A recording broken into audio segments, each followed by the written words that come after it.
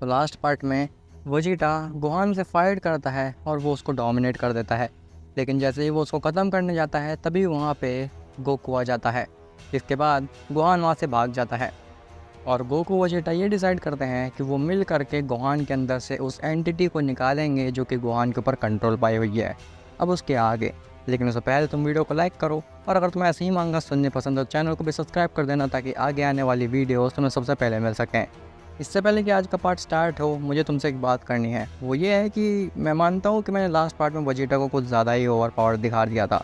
अब ऐसा क्यों किया था मैंने, वो तुम्हें शायद आज पता चल जाए, क्योंकि मैंने काफ़ी ज़्यादा हरी में वो वीडियो बनाई थी और मैंने एक गलत पॉइंट पे उस वीडियो को ख़त्म किया था। उस वीडियो को मेरे को थोड़ा और बड़ा करना चाहिए था ताकि तुम समझ पाते कि आखिर मैंने वेजिटा को इतना ओवर पावर्ड क्यों दिखाया है। खैर, आज के पार्ट में तुम समझ जाओगे कि मैंने वेजिटा को ओवर पावर्ड क्यों दिखाया था। खैर, तो अब शुरू करते हैं आज की वीडियो को। तो गोकू और वेजिटा निकल जाते हैं गोहान की खोज में, लेकिन उन्हें गोहान की कहीं भी नहीं सेंस हो रही होती है। गोकू वेजिटा से कहता है, वेजिटा क्या तुम्हें गोहान की सेंस हो रही है? वेजिटा कहता है, नहीं, अभी तक तो उसकी की इतनी ज़्यादा स्ट्रॉन्ग थी कि मैं उसे पूरी एग्जिस्टेंस में से कहीं से भी ढूंढ सकता था, लेकिन मानो कि अब उसकी की एकदम से डिसअपीयर ही हो गई है। गोकू कहता है, वेजिटा मुझे लगता है कि गोहान के ऊपर जिस बिंग ने कंट्रोल पाया है वो गोहान को बहुत बुरे तरीके से मैनिपुलेट कर रहा है। तभी वहाँ पे गोहान आ जाता है। गोहान कहता है, तुम लोग मुझे ही ढूंढ रहे थे ना, लो मैं आ गया तुम्हारे सामने। वेजिटा कहता है, ओह, तो तुम खुद अपनी मौत को न्योता देने आ गए हो। गोहान कहता है, एक सेकंड, तुम्हें क्या सच में लगता है कि तुम बहुत ज़्यादा ताकतवर हो वेजिटा? वेजिटा कहता है, हाँ, वो तो फाइट के बाद पता चल ही जाएगा। वेजिटा अपने इटरनल फॉर्म में ट्रांसफॉर्म होता है और वो गोहान के ऊपर एक पंच मारता है, लेकिन गोहान इस बार वेजिटा के पंच को केवल अपनी एक ही उंगली से रोक लेता है। गोहान कहता है, इस बार तुम्हारी स्पीड मेरे सामने कुछ भी नहीं है, अब मैं तुम्हें काफ़ी आसानी से हरा सकता हूँ वेजिटा। वेजिटा कहता है, ये कैसे मुमकिन है? अभी कुछ समय पहले ही तो हम फाइट किए हैं, तब तुम स्पीड को नहीं पहचान पाए थे, आखिर अब तुमने एक ही उंगली से मेरे अटैक को कैसे रोक लिया? तो गोहान कहता है, वो तो मेरे को तुमसे बदला लेने की इतनी ज़्यादा जल्दी थी कि मैंने बिना गोहान की एब्सोल्यूट इनफाइनाइट स्पीड और एनर्जी को मास्टर किए तुम पे हमला कर दिया, इसीलिए मैं उसका सही से इस्तेमाल नहीं कर पाया तुमसे फाइट के दौरान, और तुम मुझे हरा पाए। लेकिन इस बार तुम ऐसा बिल्कुल भी नहीं कर पाओगे। मैं समझ चुका हूँ आखिर गोहान की एब्सोल्यूट इनफाइनाइट एनर्जी कैसे काम करती है, और अब मैं उसके पूरे पोटेंशियल तक भी जा सकता हूँ। वो तो यहाँ पे गोहान के फादर भी हैं। गोकू, एक बात तो कहनी पड़ेगी, तुम्हारा बेटा काफ़ी ज़्यादा स्ट्रांग है, लेकिन मुझे जो पावर और जो मोटिवेशन तुम्हारी बॉडी पे कंट्रोल पा करके फील हो रहा था, वैसी गोहान की बॉडी पे पा करके नहीं हो रहा है। कुछ तो खास बात है तुम में गोकू। तभी वेजिटा गोहान के ऊपर एक पंच लैंड कर देता है। गोहान का मुंह खुला रह जाता है। वेजिटा कहता है, क्या हुआ, अब तुम मेरे अटैक को नहीं देख पाए? गोहान कहता है, बेवकूफ़, क्या तुम्हें दिख नहीं रहा है कि मैं गोकू से बात कर रहा हूँ? ऐसा बोल करके गोहान अपनी पूरी ताकत से वेजिटा के पास पंच लेकर के आता है और उसके मुंह के सामने जा कर के रोक देता है, और उस पंच के प्रेशर से ही वेजिटा 4 कदम पीछे हट जाता है। गोहान कहता है, वो अभी तक तो मैं तुम्हें पंच भी नहीं मारा है और स्टिल तुम हार मान के पीछे हटने लगे हो, हाँ, बेकार सा मॉडल। गोकू कहता है, लेकिन अगर तुम चाहते क्या हो, तुमने गोहान के ऊपर क्यों कंट्रोल पाया हुआ है? तो गोहान कहता है, वो तो तुम्हें फ़ाइट के बाद ही बताऊंगा, जब मैं तुम दोनों को हरा दूंगा। गोकू हंसता है और कहता है, गोहान, क्या तुम्हें सच में लगता है कि तुम मुझे हरा पाओगे? तुम अपने फादर को हरा पाओगे? तुम्हारे पास कितनी ही एब्सोल्यूट इनफाइनाइट एनर्जी क्यों ना हो, तुम मेरे सामने नहीं टिक पाओगे, इस बात को तुम जान लो। गोहान कहता है, ओ, यहाँ पे तो मैं अकेला हूँ और तुम 2 लोग हो, ये तो काफ़ी ज़्यादा अनफेयर है ना, चलो इस चीज़ को फेयर कर दिया जाए। ऐसा बोलते ही गोहान के अंदर से एक और आसा निकलता है जो कि उसके बगल में आकर के गोहान का ही रूप ले लेता है। गोहान कहता है, अब ये चीज़ थोड़ी फेयर हो जाएगी। गोकू और वेजिटा उस दूसरे गोहान को देख करके एकदम हैरान रह जाते हैं कि आखिर ये कैसी चीज़ है जो कि गोहान के अंदर से निकली और गोहान जितनी ही पावरफुल भी नज़र आ रही है। खैर, वो जो क्लोन गोहान था वो वेजिटा के ऊपर अटैक कर देता है, और जो नॉर्मल गोहान था वो गोकू के ऊपर, लेकिन गोकू गोहान के पंच को केवल अपने एक ही हाथ से रोक लेता है। गोकू कहता है, गोहान, तुम चाहे कितनी ही स्पीड से क्यों ना आ जाओ, तुम मेरे सामने कुछ भी नहीं कर पाओगे। तुम बोल रहे हो, लेकिन कुछ समय पहले मैं तुम्हें ही ट्रेन कर रहा था, मुझे तुम्हारी सारी स्किल्स और टैक्टिक्स के बारे में पता हुआ है। अब इस साइड से क्लोन गोहान गोकू को एक पंच मारता है और गोकू काफ़ी दूर जा कर के गिरता है। रियल गोहान कहता है ये मेरा शिकार है, तुम अपने शिकार पे ध्यान दो ना, तुम मेरे फाइट में क्यों दखल अंदाजी दे रहे हो। अगर अब की बार तुमने ऐसा किया तो अब की बार मैं इन दोनों के साथ साथ तुम्हें भी ख़त्म कर दूंगा। खैर वो क्लोन गोहान इतना ज़्यादा पावरफुल था कि वो वजीटा को सिंगल हैंडेडली डोमिनेट कर रहा था। वजीटा कहता है आखिर ये क्या बीइंग है, ये इतना शक्तिशाली कैसे है, ये इसके पास तो गोहान जैसी ही पावर्स है। मुझे अपनी बियॉन्ड इटर्नल फॉर्म में ट्रांसफॉर्म होना ही पड़ेगा, जैसे कि मैं लास्ट बार हुआ था, वरना तो मैं इस क्लोन फॉर्म को नहीं हरा पाऊँगा। रियल गोहान गोकू के पास पहुँचता है और कहता है हाँ आप सही कह रहे हो, मैं इस स्पीड से तो आपको नहीं हरा पाऊँगा।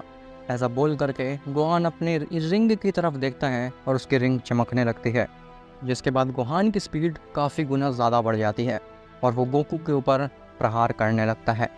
गोकू कहता है ये कैसी स्पीड बढ़ गई इसकी, ऐसा कैसे मुमकिन है, क्या ये उस रिंग का कमाल है जो कि इसकी शक्तियाँ इतनी ज़्यादा बढ़ रही हैं। मुझे इसके हाथ से वो रिंग छीननी होगी, नहीं तो इसे हरा पाना एकदम ही नामुमकिन हो जाएगा। गोकू को गोहान दिख ही नहीं रहा था, इवन गोकू को पता भी नहीं चल रहा था कब उसके ऊपर कितने सारे अटैक्स पड़ रहे हैं। तभी गोकू अपने आप को शांत करता है और वो एक चीज़ ऑब्ज़र्व करता है कि गोहान के जो पैटर्न्स हैं वो रिपीट हो रहे हैं। गोकू गोहान के अटैक्स को स्टडी कर लेता है और वो गोहान के अटैक को प्रेडिक्ट करके उसके हाथ को पकड़ लेता है। गोहान कहता है ये तुमने कैसे किया, तुम आखिर मेरे को पकड़ कैसे सकते हो, नामुमकिन। गोकू कहता है मैंने क्या कहा था, मैंने ही तुम्हें ट्रेन किया है, मुझे तुम्हारे सारे टैक्टिक्स के बारे में पता है, तुम मुझसे नहीं बच सकते हो। ऐसा बोल करके गोकू गोहान को एक पंच मारता है और वो गोहान काफ़ी ज़्यादा दूर जाकर गिरता है। गोहान खड़ा होता है और कहता है नहीं, इस रिंग के साथ तो मैं कभी भी नहीं हार सकता हूँ। ऐसा बोल करके वो रिंग की तरफ दोबारा से देखता है और अब वो रिंग और भी ज़्यादा तेज़ चमकने लगी थी। अब तो मानो कि गोहान के पास गॉड स्पीड आ चुकी थी। गोहान विजिबल ही नहीं था गोकू की आइज़ पे, जबकि गोकू एक इटर्नल बीइंग है। और जैसे जैसे नॉर्मल गोहान की स्पीड बढ़ रही थी और एनर्जी बढ़ रही थी, वैसे वैसे उस क्लोन गोहान की भी स्पीड बढ़ रही थी। ना ही वजीटा ना ही गोकू उस गोहान को रोक पा रहे थे, जिसके बाद वो दोनों ही धराशायी होकर के ज़मीन में गिर जाते हैं। वजीटा गोकू से कहता है गोकू इसकी तो हमें एनर्जी भी नहीं सेंस हो रही है, इवन मैं तो देख भी नहीं पा रहा हूँ गोहान को। गोकू कहता है मैं भी नहीं, हमें इसके हाथ से वो रिंग छीननी होगी। ये रिंग बहुत ही ज़्यादा पावरफुल बना रही है गोहान को, जिसकी वजह से उसे हरा पाना एकदम ही इम्पॉसिबल हो रहा है। वजीटा कहता है लेकिन हम आखिर कर क्या सकते हैं। पहली चीज़ उसकी स्पीड ही इतनी ज़्यादा तेज़ है कि हम उसे प्रेडिक्ट भी नहीं कर पा रहे हैं, और दूसरी चीज़ कि वो अपनी रिंग को काफ़ी ज़्यादा प्रोटेक्ट करके रख रहा है। गोकू कहता है वजीटा तुम्हें किसी भी तरीके से गोहान की उस रिंग को एक्सपोज करना होगा, जिसके बाद सारा काम मेरे ऊपर छोड़ दो, मैं बड़ी आसानी से उसकी रिंग को उसके हाथ से निकाल लूँगा। वजीटा कहता है लेकिन आखिर मैं उसे कैसे ही रोक सकता हूँ, उसकी रिंग को कैसे ही एक्सपोज कर सकता हूँ, क्या तुम्हें दिख नहीं रहा है उसकी स्पीड कितनी ज़्यादा तेज़ है। गोकू कहता है वजीटा मैं जैसा कह रहा हूँ तुम वैसा करो। खैर तभी गोहान रुकता है और कहता है हाँ तुम लोगों को क्या हो गया, क्या तुमने हार मान ली, अभी तक तो मैंने तुम्हें इस रिंग की असली ताकत भी नहीं दिखाई है और तुम इतनी जल्दी ही हार मान गए। अभी तो मुझे मज़ा भी नहीं आया है, खड़े हो और मुझसे फाइट करो, मैं तुम्हें इतनी आसानी से तो नहीं मारने दूंगा। वजीटा और गोकू दोनों ही खड़े होते हैं और गोकू वहाँ से गायब हो जाता है। गोहान कहता है ओ तो गोकू तो यहाँ से चला गया, अब तुम क्या कर रहे हो वजीटा, क्या तुम्हें भी यहाँ से भागने का इरादा है।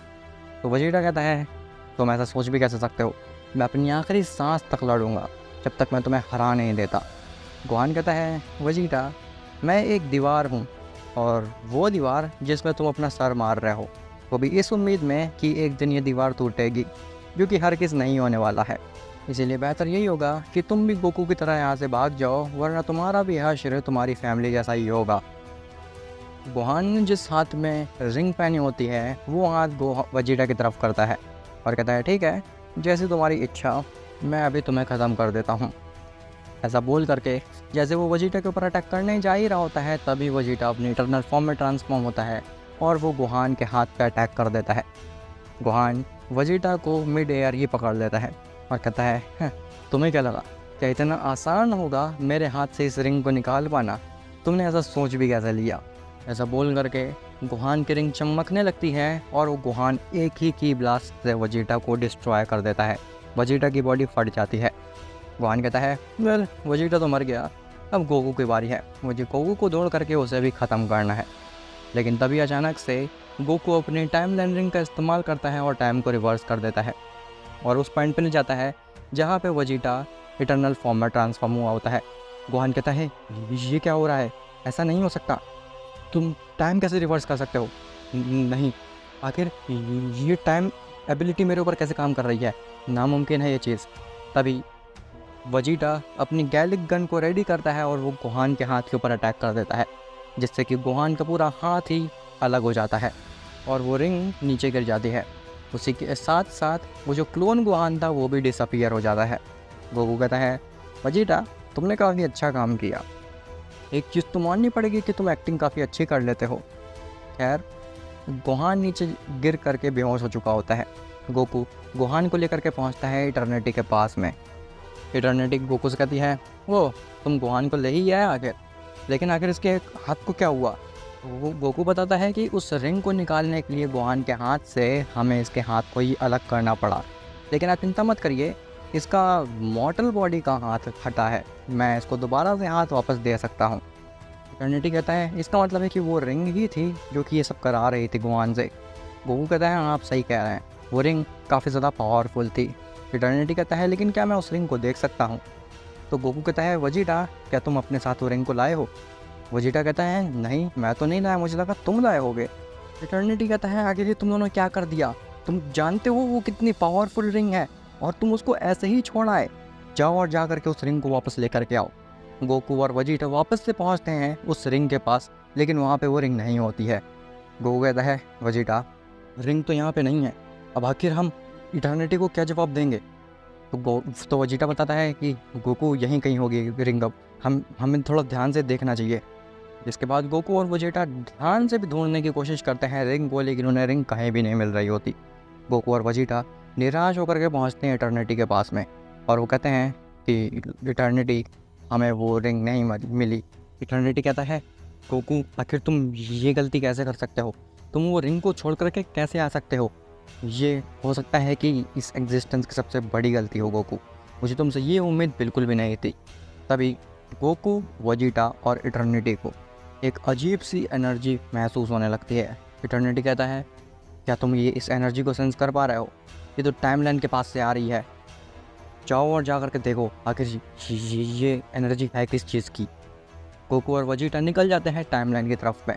जैसे ही वो टाइमलाइन के पास पहुंचते हैं तो देखते हैं कि टाइमलाइन की तरफ मुंह करा हुआ एक बीइंग खड़ा है, जो कि देखने में मानो ऐसा लग रहा था कि उसके बॉडी के हर एक सेल में एक गैलेक्सी समाई हुई है। उसके हाथों के इर्द गिर्द मल्टीवर्सेस घूम रहे होते हैं और उसकी 10 फिंगर्स में एक रिंग होती है। गोकू कहता है तुम कौन हो आखिर? वो बीइंग पीछे मुड़ता है और कहता है ओ तो तुम लोग आखिर आ ही गए, शुक्रिया, तुम्हारे बेटे ने काफ़ी अच्छा डिस्ट्रैक्ट करके रखा तुमको, जिसकी वजह से मैं इस टाइमलाइन में आ पाया। वजीटा कहता है ये तो नामुमकिन है, आखिर ये हमारी टाइमलाइन में आ कैसे सकता है, ऐसा कैसे पॉसिबल है? तो बीइंग कहता है मैं एक्सप्लेन करता हूँ, जब से टाइम वीवर मरी है तो इस टाइमलाइन को देखने वाला कोई भी नहीं है और गोहान भी मेरे कंट्रोल में था, तो तुम लोगों ने इस टाइमलाइन को वल्नरेबल छोड़ दिया, जिसकी वजह से मेरे को काफ़ी आसानी हुई तुम्हारे टाइमलाइन में आने के लिए। और हाँ एक बात तो माननी पड़ेगी, तुम लोगों ने मुझे इस टाइमलाइन में आने के लिए मजबूर कर दिया। और तुम्हारे इन्फॉर्मेशन के लिए बता दूं, मैंने इनफाइनाइट टाइमलाइंस पे राज किया है और उनको टाइमलाइन ट्री से जोड़ा हुआ है, लेकिन मैं किसी भी टाइमलाइन में कभी भी नहीं गया। ये पहली ऐसी टाइमलाइन है जिसमें कि तुम दोनों ने मुझे मजबूर कर दिया यहाँ पे आने के लिए।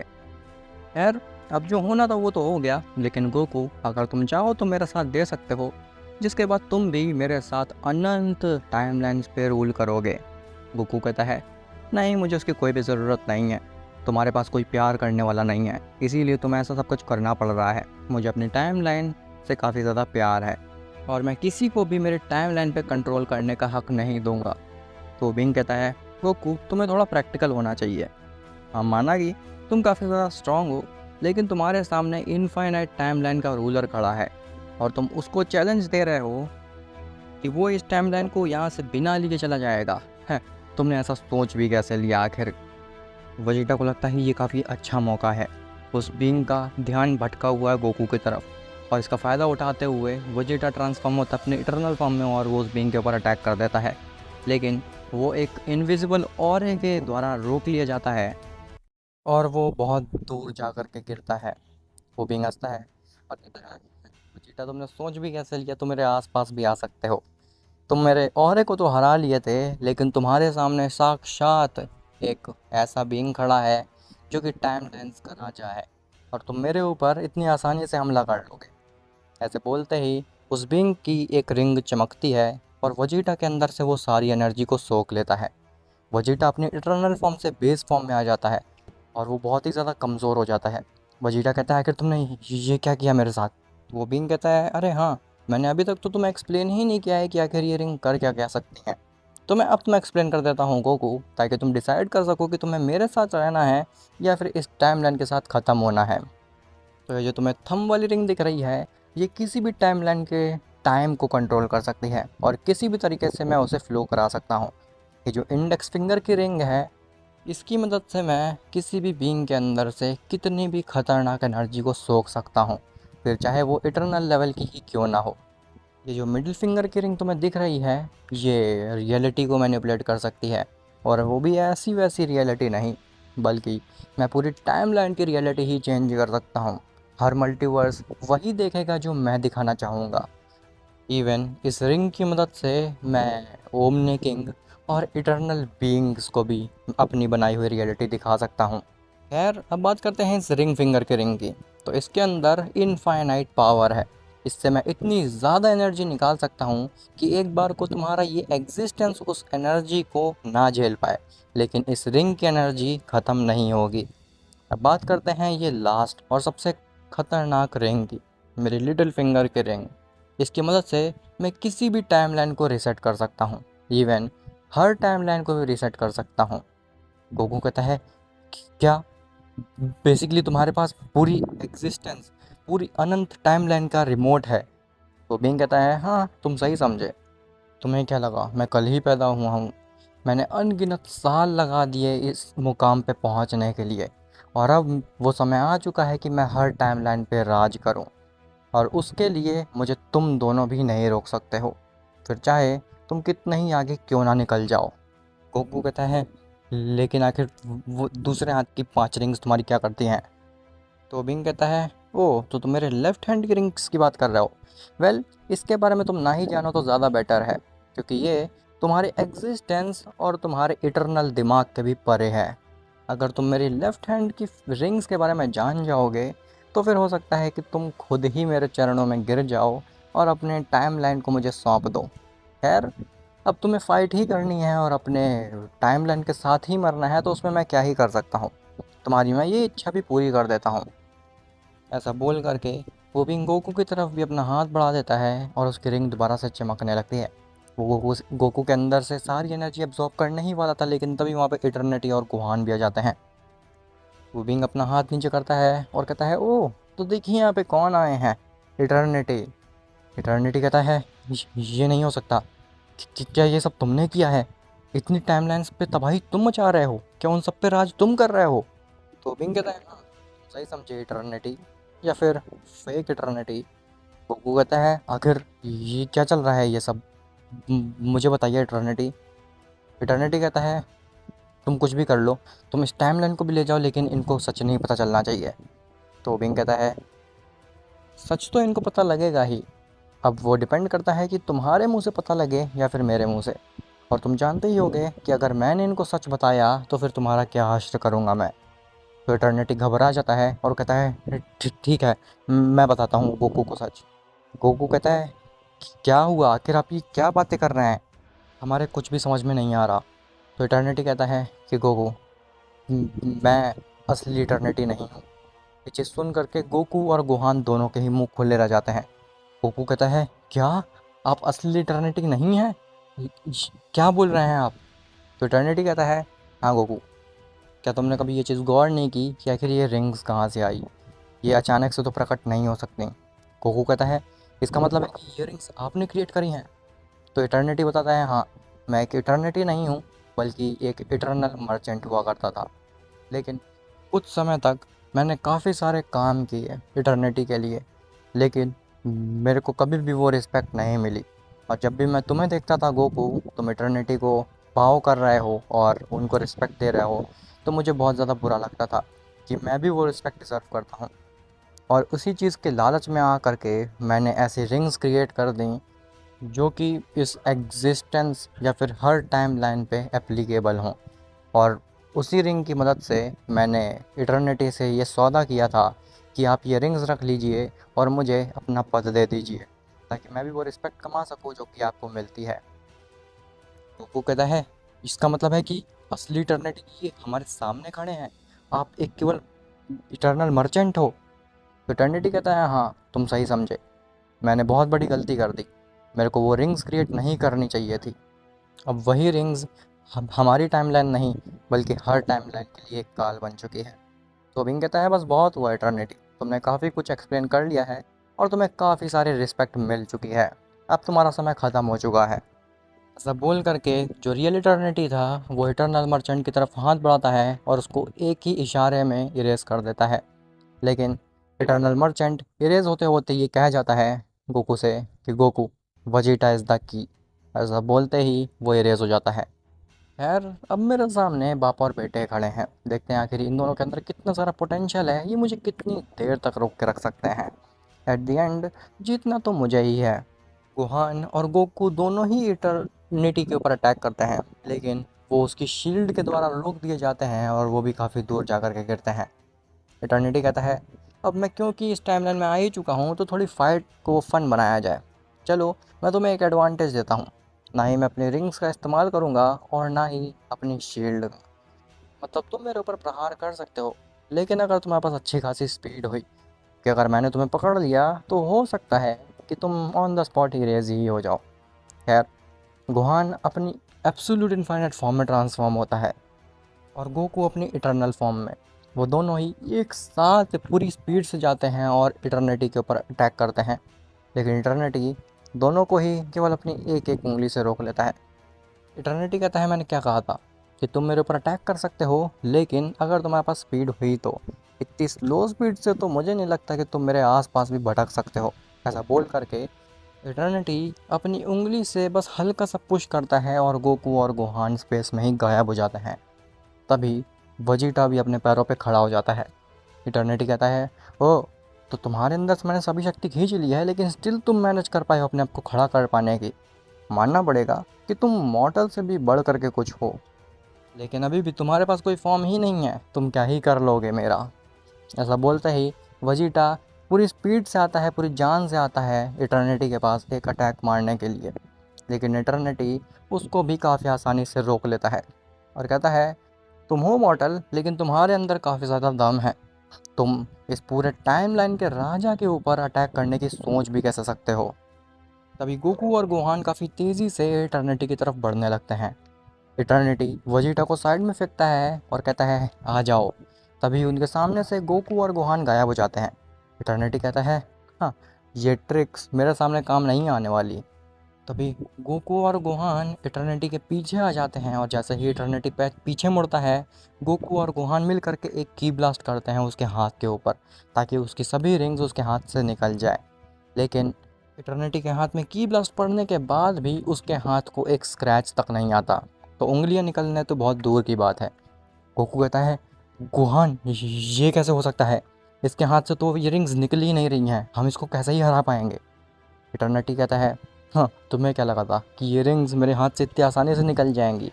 मैंने अनगिनत साल लगा दिए हैं अपने आप को स्ट्रॉन्ग बनाने में, और तुम्हें लगता है कि ये छोटी सी टुच्च सी ट्रिक मेरे ऊपर काम आने वाली है। हाँ। तभी वजीटा कहता है, यहाँ देखो। जैसे ही इटर्निटी पीछे मुड़ता है, वजीटा अपने अंदर की सारी शक्ति को इकट्ठा करता है और वो फाइनल फ्लैश मारता है उसके हाथ की तरफ में, और उस फाइनल फ्लैश से इटर्निटी के हाथ में लग जाती है। इटर्निटी कहता है, नामुमकिन, आखिर तुम्हारे अटैक ने मेरे को छू भी कैसे लिया, ये कैसे हो सकता है। गोकू कहता है, गुहान, कहीं उस इटर्नल मर्चेंट ने मरते मरते जो कहा था कि वजीटा इज़ द की, उसका मतलब यही तो नहीं था। क्या वजीटा के अटैक सच में इटर्निटी के ऊपर लैंड कर सकते हैं, आखिर ऐसा कैसे हो सकता है। तो गोहान कहता है, फादर, हम उसके बारे में बाद में बात करेंगे, हम बाद में फिगर आउट करेंगे कि आखिर ऐसा कैसे हो सकता है। पहले हमें इस इटर्निटी को मारना होगा और उसके लिए हमें वजीटा को सेफ रखना होगा। जिसके बाद इटर्निटी वेजिटा के ऊपर हमला करने जा ही रहा होता है, लेकिन गोकू और गोहान उसे लेकर के वहाँ से गायब हो जाते हैं। इटर्निटी कहता है, मैंने बहुत गलती कर दी तुम लोगों को हल्के में लेने की। मुझे तुम लोगों को हल्के में बिल्कुल नहीं लेना चाहिए था। अब की बार ना ही मैं अपनी शील्ड को हटाऊंगा और ना ही मैं अपनी रिंग्स को इस्तेमाल करने से रोकूंगा। खैर, तुम लोग कहाँ ही भाग लोगे, तुम लोग कितनी ही देर तक मुझसे बच लोगे। आखिर में मैं तुम्हें ढूंढ करके ख़त्म कर ही डालूंगा। गोहान और गोकू वजीटा को लेकर के पहुंचते हैं एक सेफ जगह पे। गोहान कहता है, वजीटा क्या तुम सही हो, क्या तुम अब सही महसूस कर रहे हो? वजीटा कहता है, हाँ, लेकिन अब मेरे अंदर वो शक्ति नहीं है कि मैं किसी भी फॉर्म में ट्रांसफॉर्म हो पाऊँ। मेरे को ऐसा लग रहा है कि उसने मेरे अंदर से सारी एनर्जी को खींच लिया है। जो मैंने उसके ऊपर फाइनल फ्लैश मारा था, वो भी मैंने बची हुई एनर्जी से मारा था। अब मेरे को नहीं लगता मैं कुछ कर पाऊँगा। गोकू कहता है, ऐसा नहीं हो सकता वेजिटा, तुम ही एक रास्ता हो हमारे लिए। तुम ही उसके हाथ पे अटैक करके उस रिंग को उसके हाथ से अलग कर सकते हो। तुम्हें एक आखिरी बार अपने अंदर की सारी एनर्जी को इकट्ठा करना होगा और उसका सही समय पे इस्तेमाल करना होगा।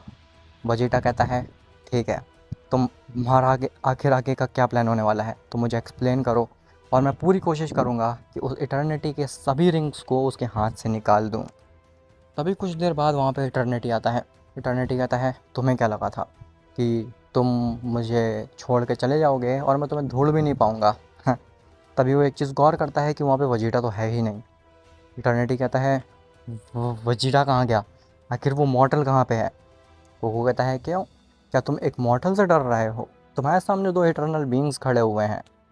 इटर्निटी समझ गया था कि इनके दिमाग में ज़रूर कोई ना कोई प्लान चल रहा है, कुछ ना कुछ खिचड़ी पक रही है। वो सोच लेता है कि ना ही मैं अब अपनी शील्ड को हटाऊंगा और ना ही अपने रिंग्स का इस्तेमाल करने से रुकूंगा। अब मैं इनको ख़त्म करके इनकी टाइमलाइन को भी अपने कब्ज़े में कर लूँगा। खैर, आज की स्टोरी यहीं ख़त्म होती है, लेकिन अब मुझे तुमसे 3 इम्पॉर्टेंट चीज़ पे बात करनी है। पहली है मूवी से रिलेटेड, दूसरी है अपलोडिंग से रिलेटेड और तीसरी है कमेंट से रिलेटेड। तो सबसे पहले बात करते हैं मूवी से रिलेटेड। तो मैं ऑलरेडी एक मूवी पे काम कर रहा था, लेकिन तभी मुझे कुछ कमेंट्स आए जिसमें कि लिखा था कि मैं इसी मूवी का सेकंड पार्ट क्रिएट करूं। तो अब तुम्हारा क्या सजेशन है? क्या मुझे उसी मूवी का सेकंड पार्ट क्रिएट करना चाहिए या फिर एक नई मूवी क्रिएट करनी चाहिए? और अगर एक नई मूवी क्रिएट करनी चाहिए तो फिर उसका नाम क्या होगा? मुझे कमेंट में ज़रूर बताना। अब दूसरी चीज़, वो है अपलोडिंग।